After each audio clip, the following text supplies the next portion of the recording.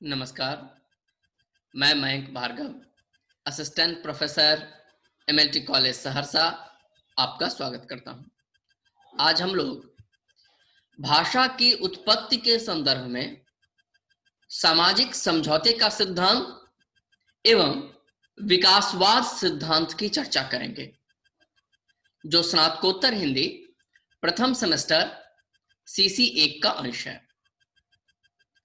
भाषा की उत्पत्ति के संदर्भ में पिछले संवादों के माध्यम से हम लोग विभिन्न सिद्धांतों की चर्चा कर चुके हैं। यदि संक्षेप में उनकी पुनरावृत्ति की जाए तो पहला सिद्धांत था दैवीय उत्पत्तिवाद सिद्धांत, जिसके अंतर्गत भाषा को ईश्वर की देन माना जाता था। इसकी चर्चा के क्रम में विद्वानों का यह मत हुआ कि यह सिद्धांत अमान्य है, क्योंकि भाषा अर्जित संपत्ति है।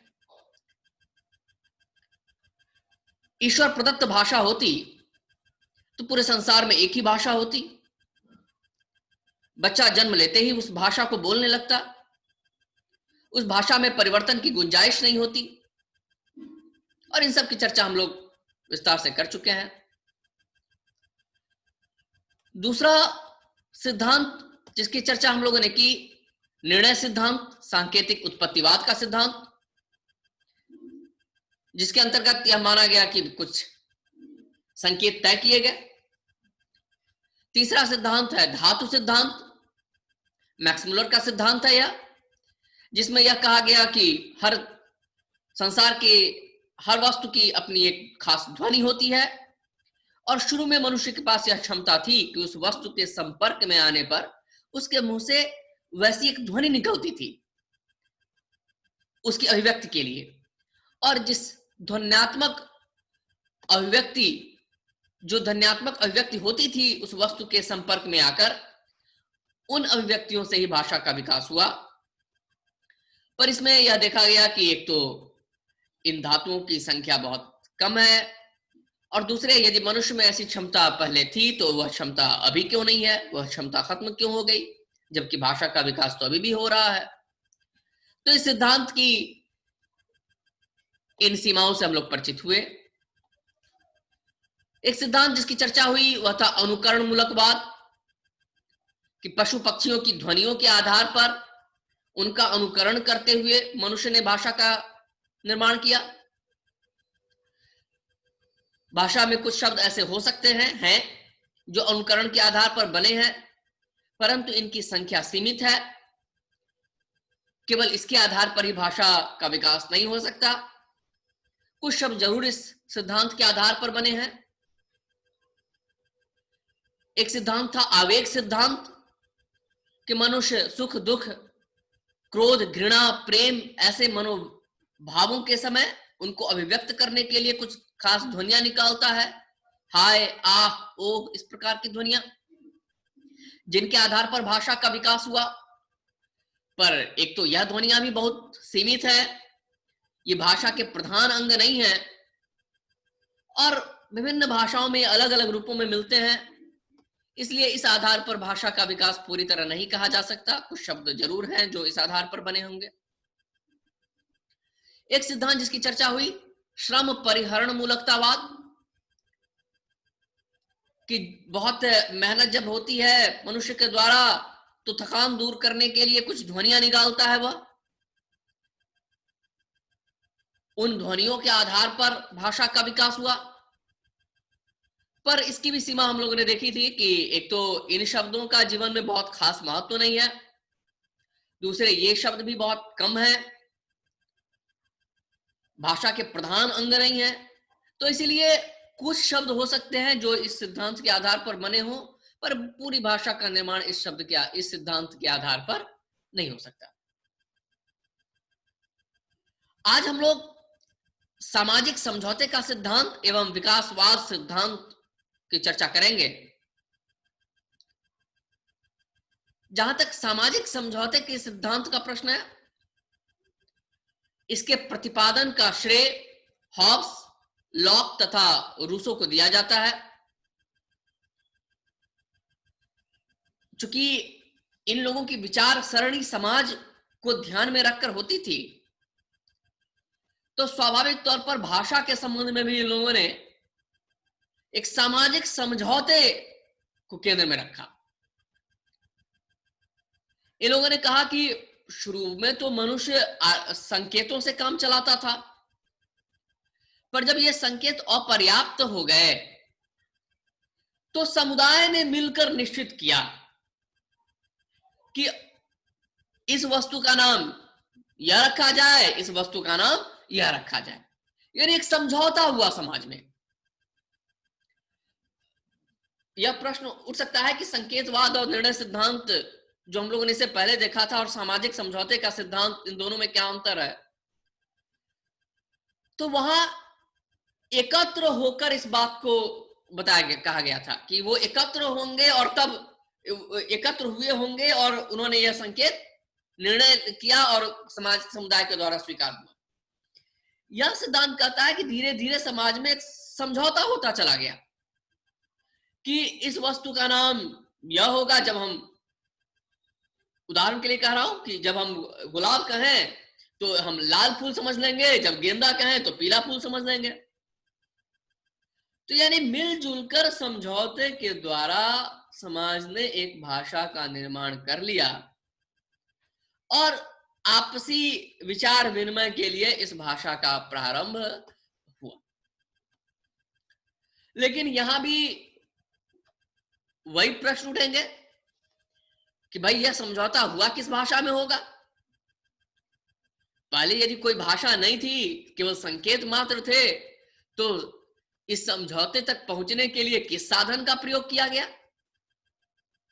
यदि मान लीजिए हम लोग समझौता करेंगे आपस में और मैं आप कुछ बात रखूंगा, आप कुछ बात रखेंगे, मेरी बात से आप सहमत नहीं होंगे, तो फिर आप अपनी बात कैसे रखेंगे हम मेरे सामने? आप अगर कुछ कह रहे हैं तो मैं उस बात को कैसे समझूंगा कि उसका क्या अर्थ है? तो पूरी तरह यह सिद्धांत भी मान्य नहीं हो पाता। किसी वस्तु को जब हम देखते हैं तो उसका एक बिंब हमारे दिमाग में आता है, तो उस बिंब के अभाव में कोई नाम उसका नहीं रख सकते हैं। तो जब अगर कहा जाए कि सामाजिक समझौते से भाषा का निर्माण हो गया, तो सबके दिमाग में उस वस्तु को देखकर क्या बिंब आता था? कौन सी प्रतिमा आती थी? और या तो फिर एक एक ही जैसा बिंब सबके दिमाग में आना चाहिए, जो संभव नहीं है। और यदि कोई प्रतिमा निर्मित ना हो पाई हो तो फिर विचार कैसे हुआ? तो इसीलिए यह सिद्धांत भी बहुत मान्य नहीं हो पाता। भाषा की उत्पत्ति के संदर्भ में एक जो बहुत महत्वपूर्ण सिद्धांत है वह है विकास का सिद्धांत। हम जानते हैं कि डार्विन की थ्योरी है विकासवाद। सृष्टि के विकास के लिए आज सृष्टि कैसे विकसित हुई, आज जो ये दुनिया है, मनुष्य है, यह कैसे आया, इस सारे संदर्भों में हम लोग आज विकासवाद के सिद्धांत को मानते हैं, बहुत हद तक उस पर भरोसा करते हैं कि मनुष्य का निर्माण हो या सामाजिक संस्थाओं का निर्माण हो, ये सब विकासवाद के आधार पर हुआ है। तो चूंकि जब जैसे विकासवाद का सिद्धांत अन्य क्षेत्रों में मान्य हो गया है, वैसे ही भाषा की उत्पत्ति के संदर्भ में भी विकासवाद का सिद्धांत हम लोग मानते हैं। बहुत हद तक इसको श्रेय दिया जाता है कि बहुत सारे प्रश्नों का उत्तर विकासवाद सिद्धांत के पास है। मनुष्य, भाषा क्या है? भाषा मनुष्य के विचार विनिमय का साधन है। यानी मनुष्य जब से सोचता होगा तो उसके दिमाग में कुछ ना कुछ तो बात आती होगी, उस बात को दूसरे तक पहुंचाना है, इसीलिए उसको भाषा की आवश्यकता हुई। तो यह सवाल उठेगा कि आखिर यह मनुष्य ने सोचना कब शुरू किया? जब से सोचना शुरू किया, तब से भाषा का निर्माण हुआ। तो यह कहना तो बहुत मुश्किल है कि मनुष्य की यह विचार प्रक्रिया कब शुरू हुई।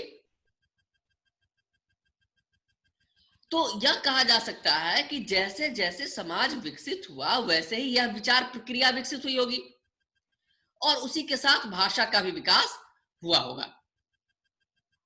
तो डार्विन के सिद्धांत को जीवन के बहुत सारे क्षेत्रों में आज स्वीकार कर लिया गया है।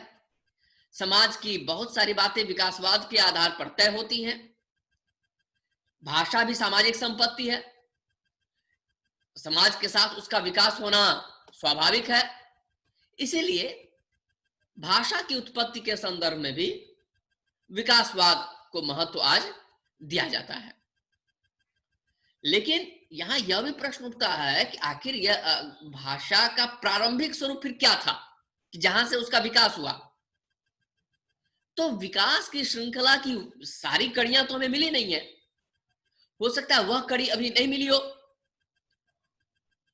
क्योंकि भाषा का विकास केवल पुराने जमाने आदिम काल में ही नहीं हुआ, आज भी उसका विकास हो रहा है।